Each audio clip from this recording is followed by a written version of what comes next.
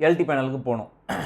So LT பேனலுக்கு போகும். இந்த எல்டி பேனல்லேருந்து உங்களுடைய இதுக்கு போகும். ஸோ இந்த சீக்வன்ஸ் எல்லாம் எல்லாமே ஆட்டோவில் இருந்தது அப்படின்னா மேக்ஸிமம் ஒரு 45 செகண்ட்ஸ்லேருந்து 55 செகண்ட்ஸ், ஓகே, நாட் 1 மினிட் கூட ஆகாது, 45 செகண்ட்ஸ்லேருந்து 55 செகண்ட்ஸ்க்குள்ளே உங்களுக்கு உங்களுடைய power either EB to DG or DG to EB நீங்கள் எந்த பவர் சேஞ்ச் ஓவர் பண்ணாலும் மேக்ஸிமம் ஒரு 55 செகண்ட்ஸ்க்குள்ளே.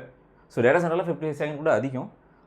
சில இடத்துல வந்து பார்த்தீங்கன்னா 43 செகண்ட்ஸில் வந்து சேஞ்ச் ஓவர் பண்ணி எல்லாத்தையும் நார்மல் பண்ணிவிடுவாங்க.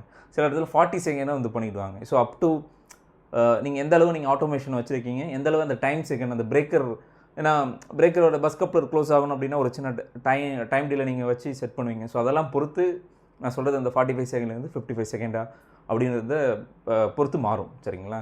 ஸோ இது எதுக்கு நான் சொல்ல வரேன் அப்படின்னா, ஸோ ஜென்ரலாக ஒரு ஃபெசிலிட்டியில் இருக்கீங்க, நீங்கள் வந்து ஒரு ஃபெசிலிட்டி மேனேஜ்மெண்ட் மட்டும் எடுத்துக்கிறீங்க, ஃப்ளோர் மெயின்டெனன்ஸ் மட்டும்